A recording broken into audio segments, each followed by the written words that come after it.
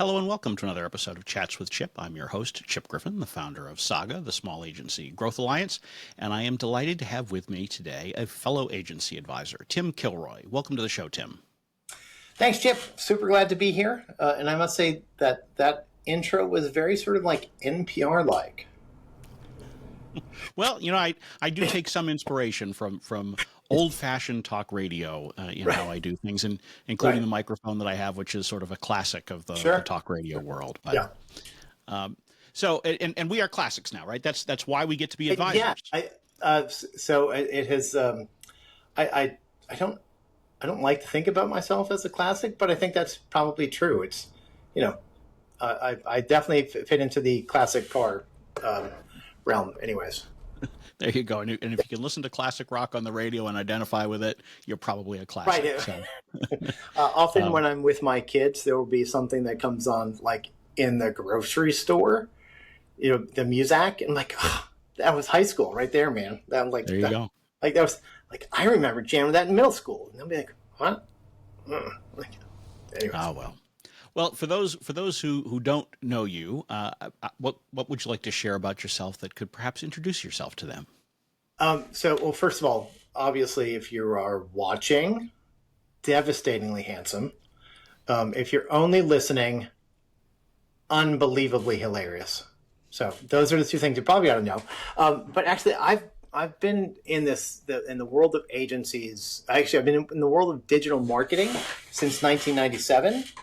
And have been in agencies or senior leadership positions on the client side since 2001.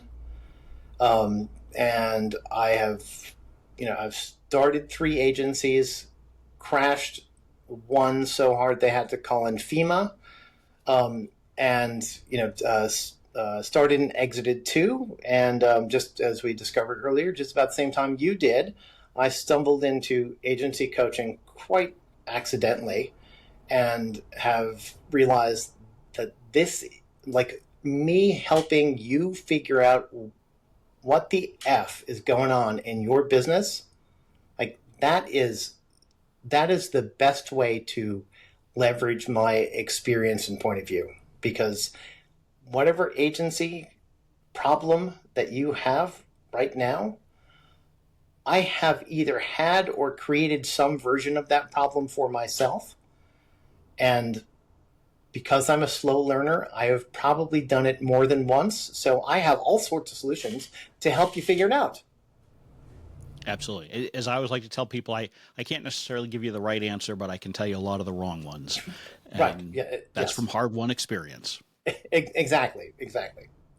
And I do like how you mentioned that your current business you sort of came into it accidentally, and earlier we were talking and you mentioned being an accidental agency owner before that. I think that there's a key theme here, and I'm a big believer that many of the best businesses, if not most of the best businesses, were not intentionally created. Someone didn't set, and in fact, I've tried doing this myself, where I go out and say, I want to start a business, and I'll talk with people about different ideas and things like that, and then you sort of pick one.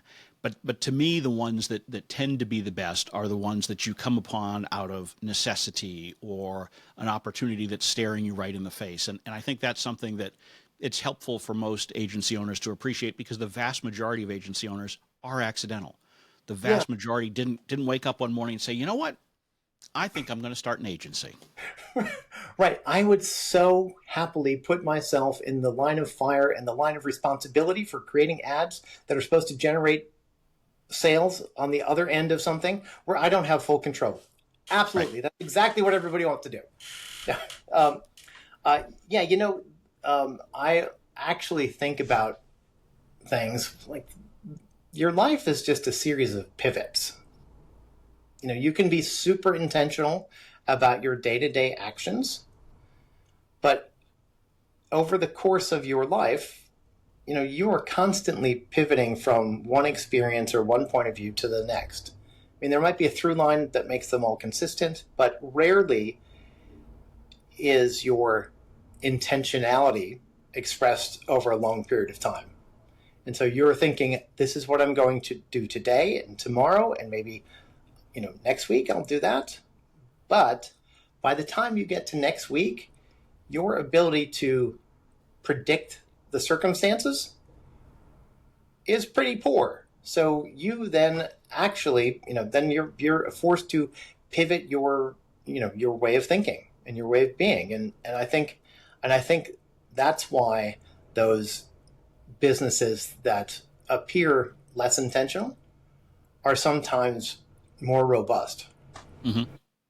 Well, and I think that this notion of pivoting is critical because the best businesses do frequently find the need to pivot. In fact, if you look at a lot of the best companies in the world, what they started out as is not what they are today. Yes, And Slack, for instance, yep, perfect example. absolutely.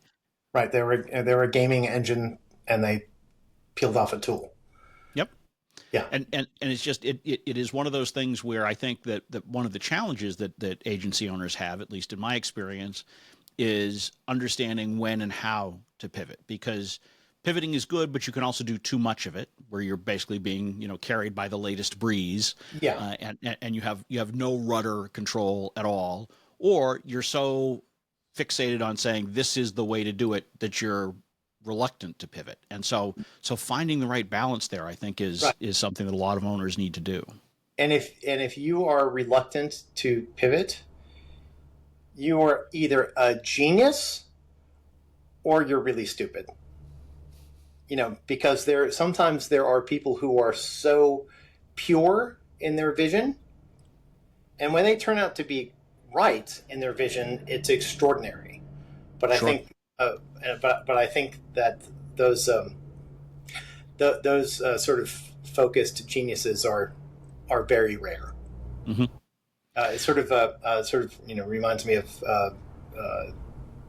I don't know if this is a true thing that Thomas Edison said. Is like he did not invent the light bulb. He just found like 10,000 ways that it didn't work and one way that it did. Well, whether that story is true or not, it sounds good. And having started Exactly. my career in politics, we used to always say, never let the facts get in the way of a good story. So we won't do that here either. No fact All checking right. allowed. All right. So obviously, I think. Well, let me ask: would you first of all agree that we are in challenging times for many Oh agencies my goodness. Yeah. as we I think. talk? So I'll tell you my first agency I started in the rubble of the .com crash. My second agency I started just seriously weeks before the 2008 financial meltdown happened. Um, so, I've been through some challenging times in agency ownership, but I can honestly say that this particular circumstance, where we are fighting macroeconomic issues, macro technological issues, and a rapidly changing social dynamic, I think is this could be the hardest. This really could be the most difficult time to be an agency owner that I have ever seen. Well, yeah, Um, I think part of that is right because you're creating challenges that are not just in the business, right? So some of the yeah, things that you've enumerated in the past, those were largely business challenges. But yes, here, owners and employees are facing, and clients are all facing issues not just in the business, but in their personal lives as well, because a lot of these dynamics are directly impacting them there. yeah, and I think as I often say to my clients when they're talking about macro issues, you know, like most agencies are not big enough to be directly impacted by macro issues. By the time you get to be like WPP and you've got a very big footprint, yes, global macroeconomic and social issues do impact you. If you're a $3 million agency, you're not really being impacted directly by macroeconomic or social issues. Um, you're just experiencing some of the friction. And Right.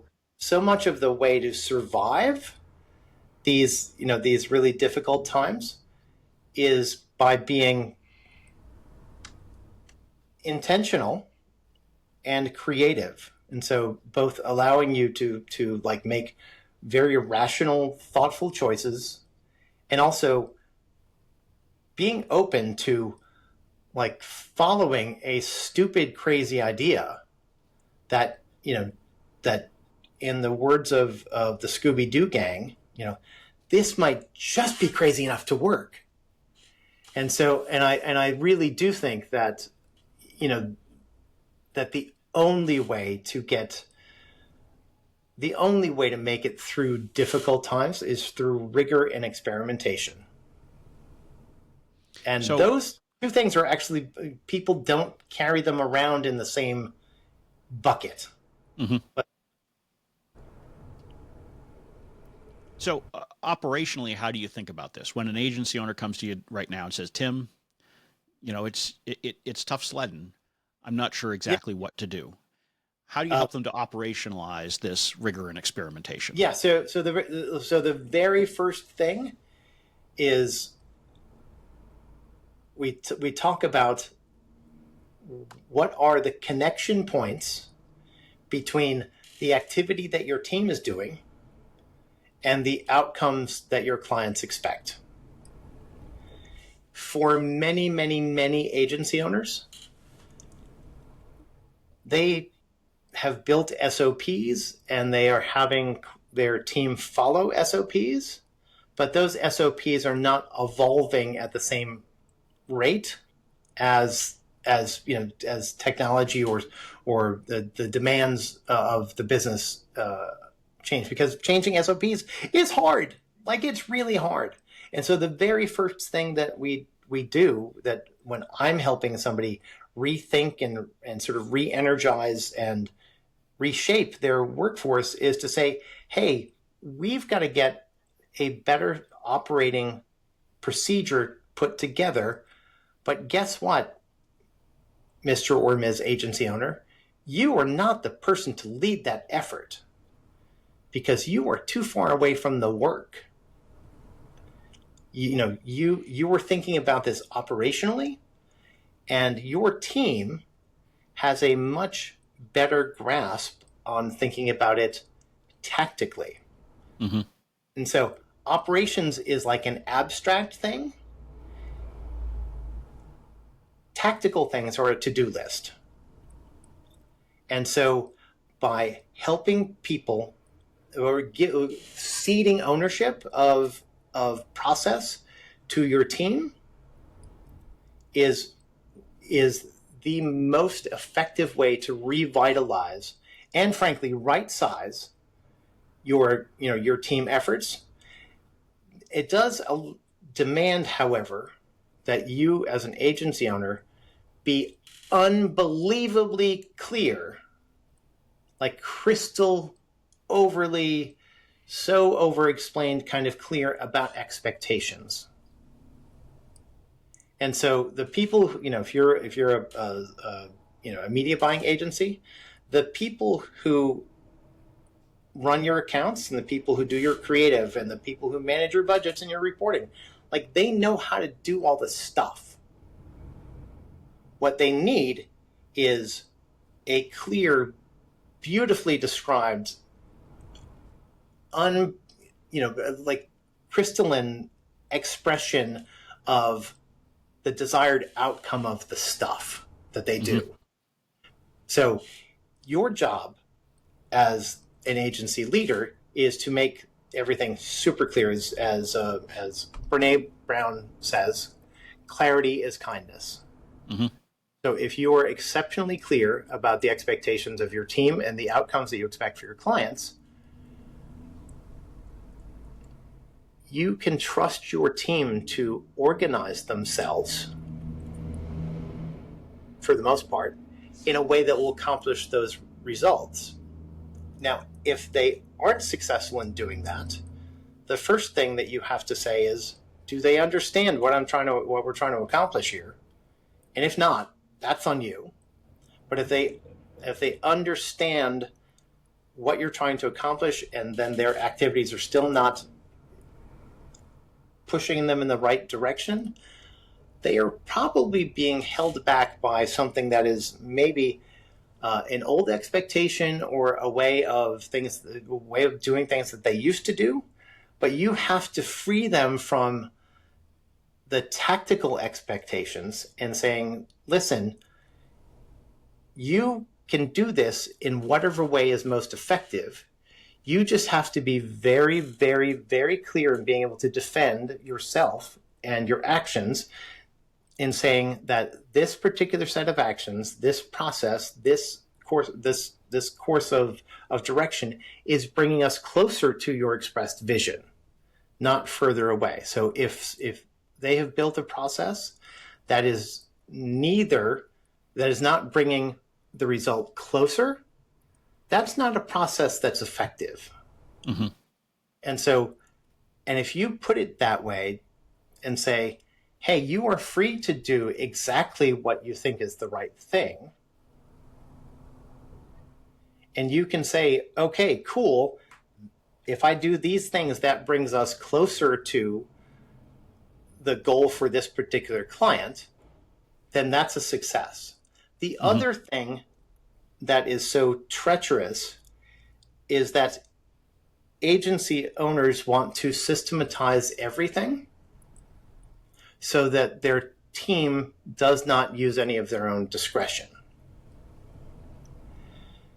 And the landscape for every client is slightly different. They have a different product selection, a different pricing strategy, different customer service policies, a different audience.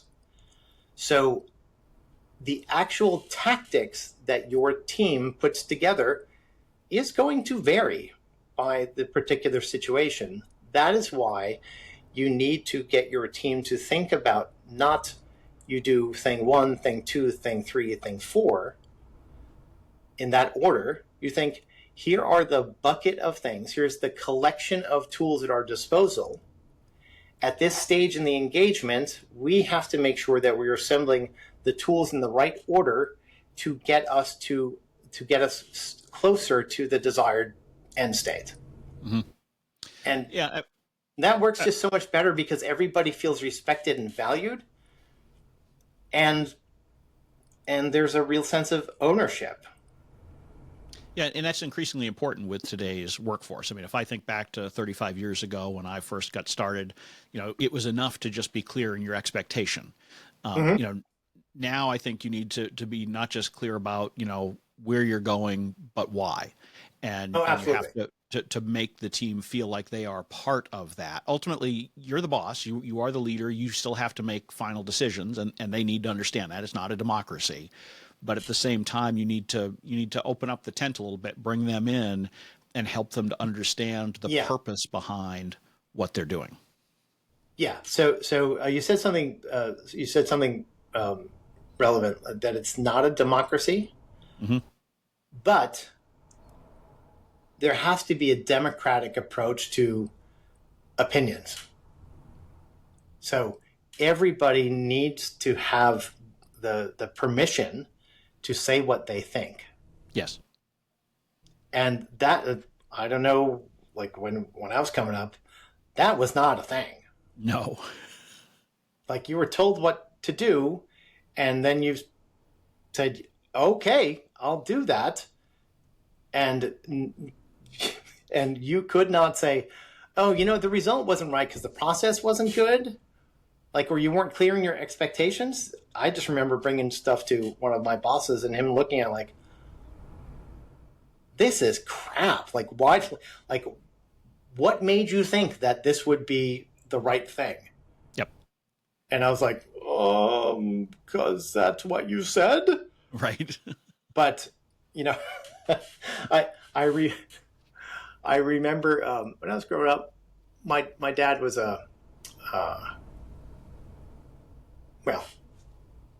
let's call him, he was an emotive guy, to be kind. And he would often say things like, like, what are you, stupid?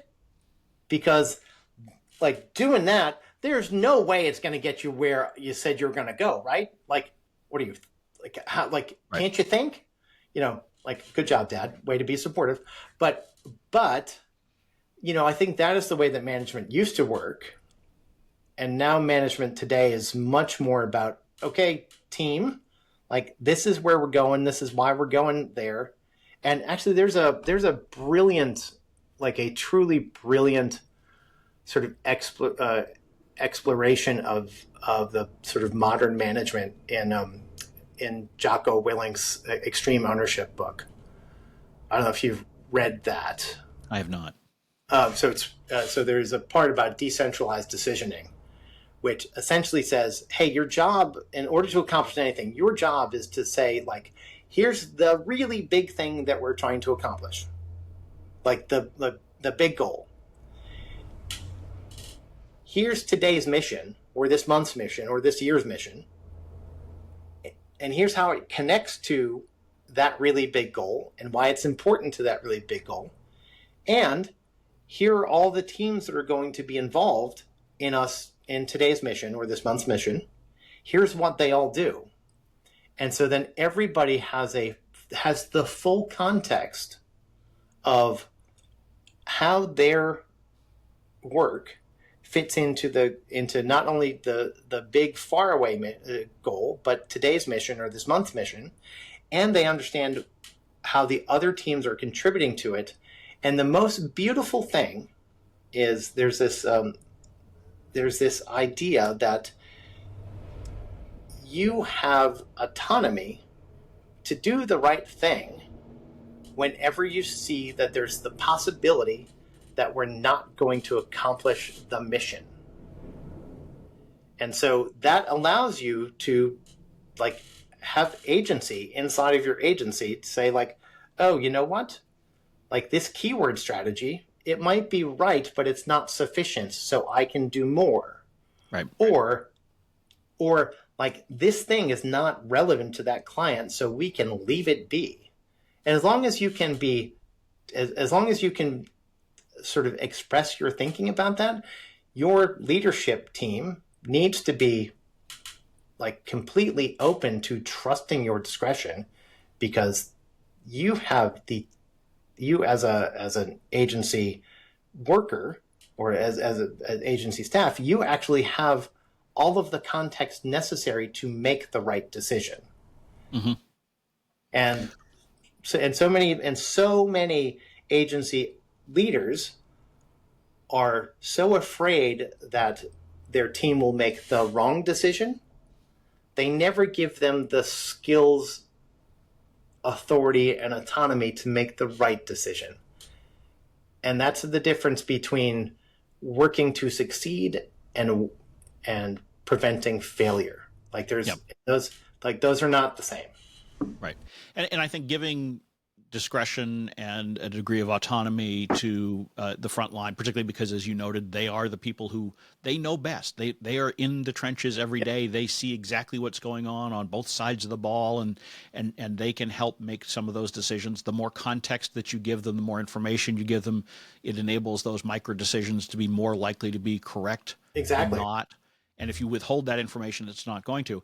I do want to say that, we were talking earlier about the challenging environment we're in, and in my experience, agency owners, agency leaders tend to become much more controlling the more challenging the environment around them is. So the irony is that the things that they really need to do in order to continue to succeed goes entirely against the natural instinct of almost every owner I've ever worked with. Yeah. So and here's my, like, pithy encapsulation of this. As the agency leader, your job is to not make happy clients. That is not your job at all. Your job is to create teams and systems that create happy clients.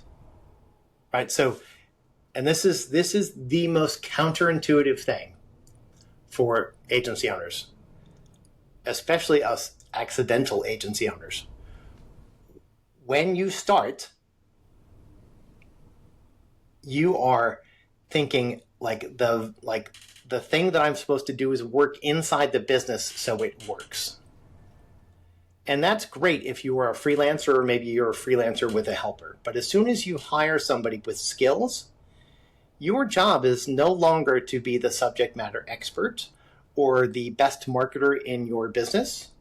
Your job, totally 100%, is to create an environment to get the very best performance out of the team that you have. And so your job as an agency owner, believe it or not, is to run the agency, not do the stuff that the agency does. And so many people it's so difficult for them to elevate above that. And, part of it, I think, is like identity, maybe.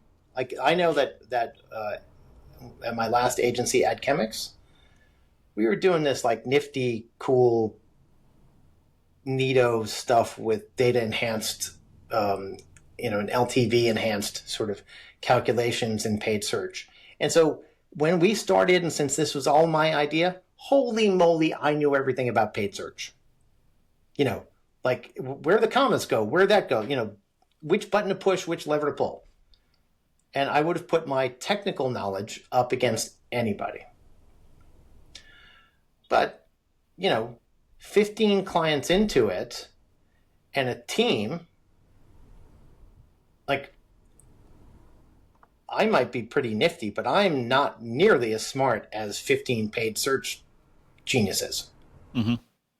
And so I had to pull myself out of that idea that I needed to know everything about paid search. I didn't. Shouldn't. I need to know everything that paid search could do for our clients so that we could help them hit their goals. Like the levers you pull, the buttons you push, the pulleys you wrangle. Not your job. There's people who are better at that than you are. And also they have, generally speaking, more focused responsibilities so they can go deeper. Well, I really want to underscore what you said about creating as a leader, your job is to create the environment in which your team can successfully do things for clients where they can be successful themselves. And I think part of the problem is that most agency owners don't have any formal or informal management training. They don't provide any of the same to their own managers individually, and the management paradigm that people think of is not really what works. And it's not, because I talk to folks all the time about management, and they say, well, my job is to assign tasks and hold them accountable to meet deadlines. No, your job is you're a facilitator now. As a manager, your job is to create the environment, as you said, where they can be successful. You are there. I often make it akin to being a blocking back in American football. Yeah. Right. You are there to clear the path for them, figure out what obstacles are in the way, what resources they need. If you think about it that way, as opposed to assigning and holding them accountable, you'll be in a much stronger position to have a successful team. Yeah, absolutely. So I although the person who said this ended up being less like this statement. After one of my agencies was acquired, I spoke to the acquiring CEO saying, wow, like it's got to be like pretty complicated to have all these people working for you. There's just so much to handle. And he looked at me and said, work for me? No, I work for them. Now, as it turns out, that was a giant pile of poo-poo from his perspective, but it sounded good, but it's very true. As the agency leader, like, your job is to make everybody else better. Yep. Like, that's it. You might think like it's about big executive decisions and strategic thinking. No, it's about thinking, okay, I got these like 15 really smart people who want to accomplish great things. Like, what do I need to do to get the best out of them? What do I need to do to help them be the version of themselves that they want to be in this environment? Well, I think the perspectives that you've shared today have helped facilitate that for our listeners, and hopefully they will take some of those lessons away and start applying them in their own businesses. If someone would like to take advantage of more of your insights and advice, learn more about you and the resources that you provide, Tim, where should they go? Okay, there's 3 places. So one, I spout off on LinkedIn a lot. I'm not hard to find there. And I think it's pretty entertaining. You might not, but whatever, to each his own. I agree. Yep. So that's one place where you can get the sort of unfiltered version. If you'd like to hear from me a little bit less, I do have a newsletter at www.agencyinnercircle, and that also comes with the Slack group. It's totally free. If you get the newsletter, click on all the ads because I have 5 kids. And then an offer, something that if you need help in understanding where you might be meddling a little bit too much in your team's activities, I do have the WTF to WTF assessment. And by the way, that's what the F to wow, that's fantastic.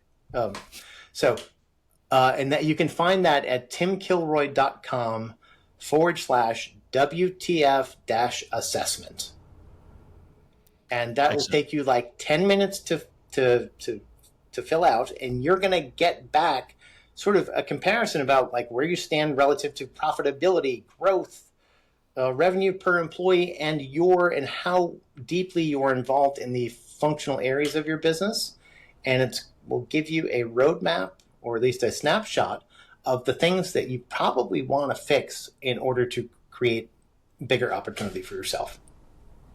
Well, that's great. And we will include links to all of those in the show notes. So if you're listening to us on the treadmill in the car, please don't fall off the treadmill or crash your car or something like that trying to write down these URLs. They will be in the show notes, and you can just click on them right there. So, wow. Thanks. So maybe I will use these. My lawyers made me add reference for my own stuff later. That's good. Yeah. Okay. So there we go. So on that note, Tim, thank you for joining me. You've been a great guest with lots of insights. I would encourage everyone to check out the resources that you mentioned. And I appreciate everybody who has listened all the way through. And I look forward to having you all back listening to another episode very soon. Thanks for joining. Chip.